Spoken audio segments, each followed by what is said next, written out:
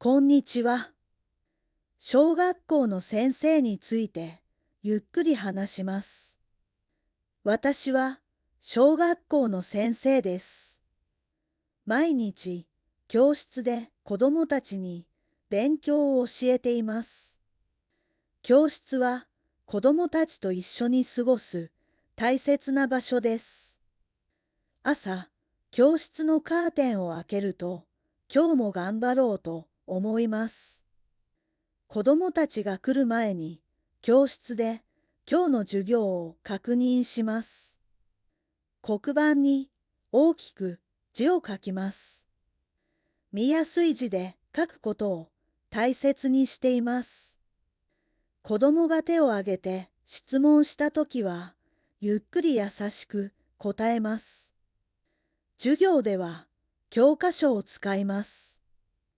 わかりやすく順番に教えていきます。休み時間には元気に走る子供もいます。怪我をしないように見ています。理科の時間には安全に気をつけながら実験を楽しんでいます。体育の時間には子供たちと一緒に楽しく体を動かします。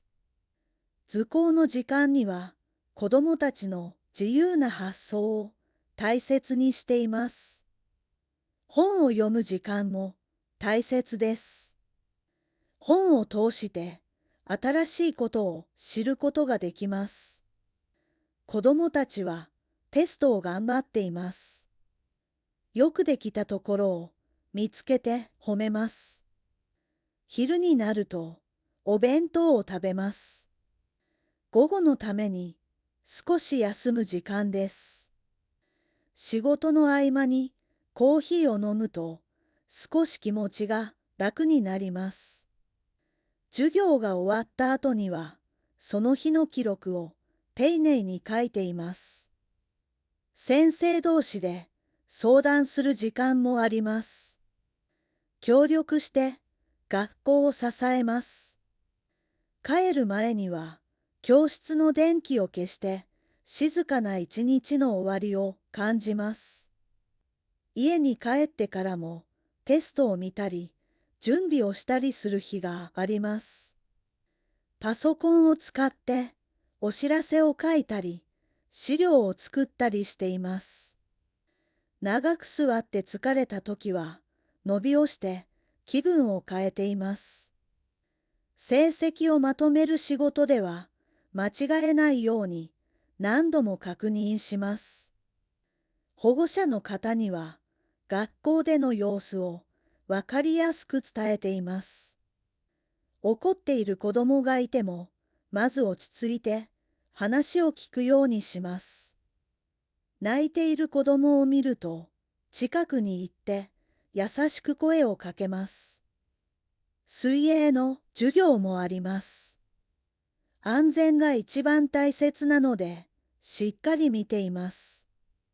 運動会では頑張る子どもたちを大きな声で元気に応援します。遠足では子どもたちと外で活動します。新しいことを知る良い機会になります。卒業の日は特別です。大きくなった子どもの姿を見ると嬉しいです。仕事の後は家でビールを飲みます。一日の疲れが少し軽くなります。好きなラーメンを食べると元気が出ます。大切な時間です。休みの日には自然の中を歩いてゆっくり気分転換をしています。先生の仕事は大変ですが、子供の笑顔を見るとまた頑張れます。もう一度聞きます。次は繰り返してみましょう。私は小学校の先生です。毎日教室で子供たちに勉強を教えています。教室は子供たちと一緒に過ごす大切な場所です。朝、教室のカーテンを開けると、今日も頑張ろうと思います。子供たちが来る前に、教室で今日の授業を確認します。黒板に大きく字を書きます。見やすい字で書くことを大切にしています。子供が手を挙げて質問したときは、ゆっくり優しく答えます。授業では教科書を使います。わかりやすく順番に教えていきます。休み時間には元気に走る子供もいます。怪我をしないように見ています。理科の時間には安全に気をつけながら実験を楽しんでいます。体育の時間には子供たちと一緒に楽しく体を動かします。図工の時間には子供たちの自由な発想を大切にしています。本を読む時間も大切です。本を通して新しいことを知ることができます。子供たちはテストを頑張っています。よくできたところを見つけて褒めます。昼になるとお弁当を食べます。午後のために少し休む時間です。仕事の合間にコーヒーを飲むと少し気持ちが楽になります。授業が終わった後にはその日の記録を丁寧に書いています。先生同士で相談する時間もあります。協力して学校を支えます。帰る前には教室の電気を消して静かな一日の終わりを感じます。家に帰ってからもテストを見たり準備をしたりする日があります。パソコンを使ってお知らせを書いたり資料を作ったりしています。長く座って疲れた時は伸びをして気分を変えています。成績をまとめる仕事では間違えないように何度も確認します。保護者の方には学校での様子をわかりやすく伝えています。怒っている子供がいてもまず落ち着いて話を聞くようにします。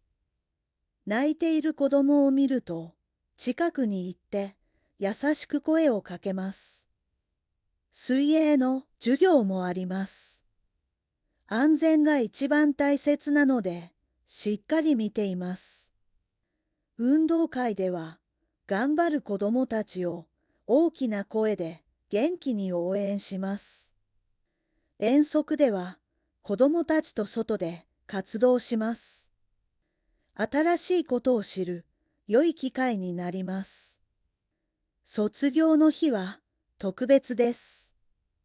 大きくなった子供の姿を見ると嬉しいです。仕事の後は家でビールを飲みます。一日の疲れが少し軽くなります。好きなラーメンを食べると元気が出ます。大切な時間です。休みの日には自然の中を歩いてゆっくり気分転換をしています。先生の仕事は大変ですが、子供の笑顔を見るとまた頑張れます。